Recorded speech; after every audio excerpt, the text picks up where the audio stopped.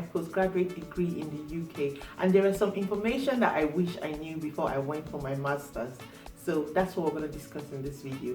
Hi guys, welcome to the Smiling Professor. My name is Bukola, and today in this video we're going to discuss some essential information I wish I knew before I went for my postgraduate program. I'm going to divide this video into two parts. In the first part, I'm going to talk about general information. The second part, I'm going to discuss academic specific information. So depending on how long the video gets, I might actually make it two different videos. So we're going to start with accommodation. So immediately you are sure that you are coming to the UK to study, the first thing you should do is try to contact the International Support Office of your university, asking them to give you help as it relates to accommodation, because accommodation is quite different in the UK. As it relates to students, there are two major types of accommodation. The first one is the accommodation provided by the university, which is normally university halls or private accommodation. Normally, the accommodation provided by the university are normally within the university and may not be suitable for a family.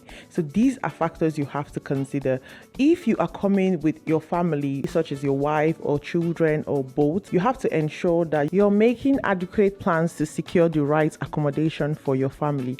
As I said earlier, securing accommodation in the UK is different from securing accommodation in Nigeria. In the UK, there are some basic things that you have to do that you may not have to do in Nigeria, such as ID checks. You have to show that you have some earnings, so you have money to actually pay for the accommodation.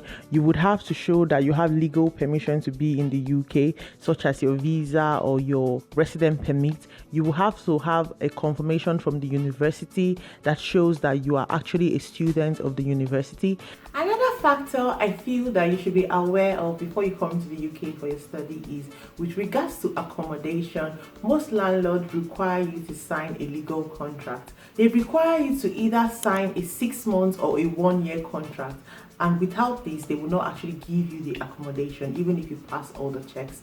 Another thing is you normally have to pay a deposit with regards to the accommodation in the UK. You are required to pay a deposit. Sometimes some landlords require you to pay 1 month rent as deposit, so you have to make plan for this to ensure that you have the money to pay for 2 months, because you might be required to pay a deposit. Finally, sometimes if the landlord or the letting agency is not satisfied with your financial ability to pay for the house you're about to rent, they might ask you to pay 6 months rent. So pay for 6 months in advance and they would give you the house. I do not know if it's a standard practice, and I don't know if this is something that they do regularly, but I know that if you start trying to secure an accommodation early, you stand a better chance of securing one without a lot of hassles.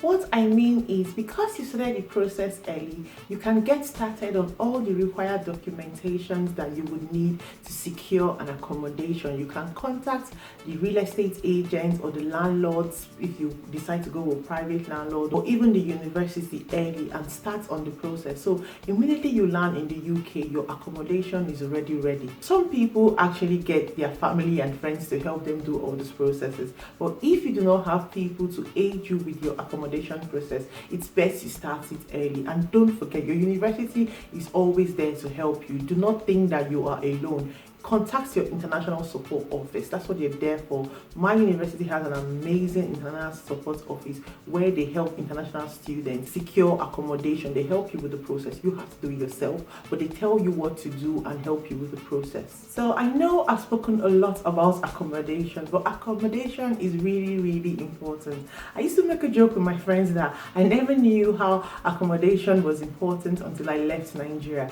So now let's go to your travel in general. So please do not be like me. Do not carry 3 boxes of clothes that you will never use. If you're coming in September, you're most likely coming in the fall, which is the season before winter. So do not bring boxes of summer clothes, because Nigeria is hot. Most of our clothes are summer clothes. So I was actually told this by my fiancé, who is my husband now, but I didn't listen. I was like, no, he doesn't want me to shine. He wants to stop my fabulosity. So I brought boxes of clothes that I never use. Instead of me to have brought foodstuff. So it's essential that you bring some basic foodstuff as you're coming. It will be better that you bring clothes, yes, because you definitely have to wear clothes here, but ensure that the clothes you're bringing are appropriate clothes that you would actually need, not a lot of summer clothes. Bring foodstuff instead. Try to bring basic foodstuff that you think you need. If you're Nigerian, foodstuffs such as egusi, ogbolo, crayfish, dry pepper, just things like that.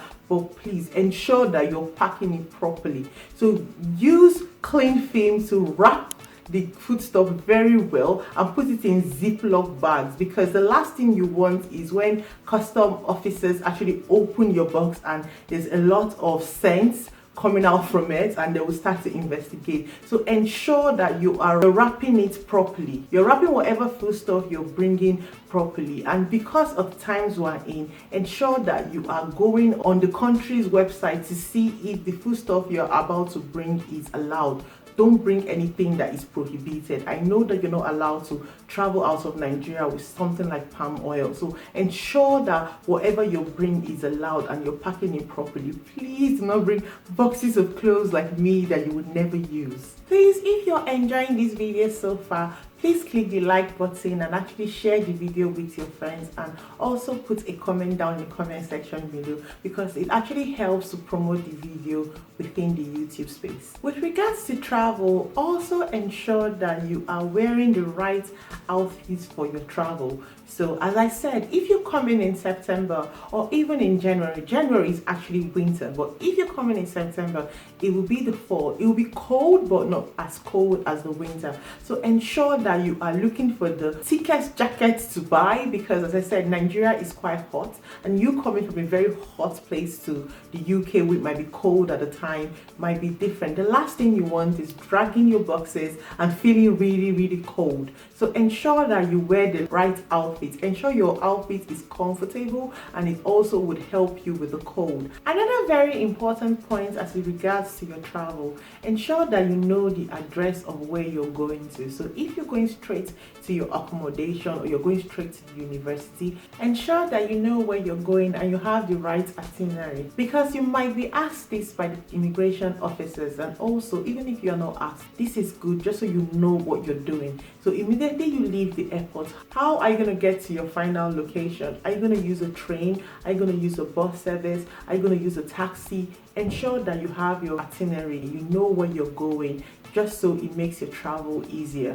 After you arrive at your location and you've gotten time to settle, I feel that you should register immediately. So ensure that you go and register with your university immediately, just so that they're aware that you are in school and you are on campus, just so they know that. And another thing is, you would need proof of registration for actually opening an account or even securing a job. So ensure that you register immediately, just so that you can get your proof of registration for your next subsequent processes. Try to also open an account. So now let's move to work and visa restriction. So for you to be able to work in the UK, you need something called a national insurance number.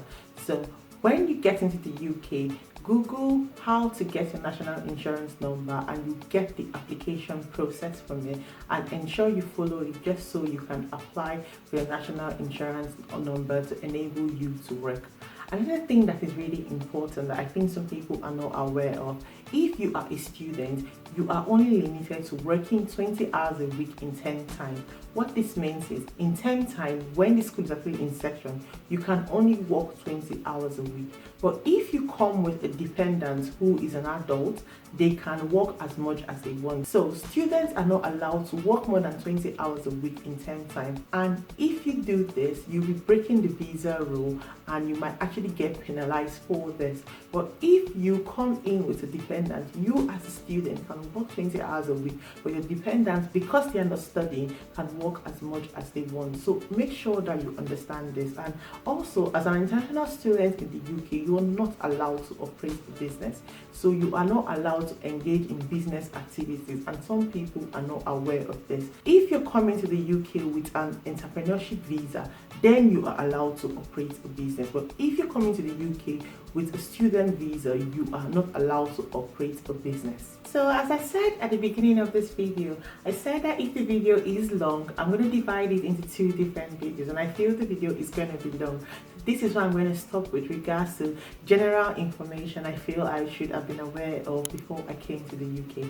If you have any specific questions, please put your comments down below. I'm also going to link some job websites that you could actually check for part-time jobs before coming to the UK down in the comment section below. I want to say thank you to everybody who's watched to the end of this video. If you have something to add to this conversation, please ensure to put it down in the comment section below. If you feel there's any points that I've also missed, put it down in the comment section below. And if I feel it's really important, I'm going to discuss it in the next video or my subsequent videos. I want to say thank you for your support. For those of you who's liked the video, who shared the video, thank you so much. Please don't forget to like and also subscribe to my YouTube channel, and also click the notification bell so you always know when I upload. Thanks guys, bye.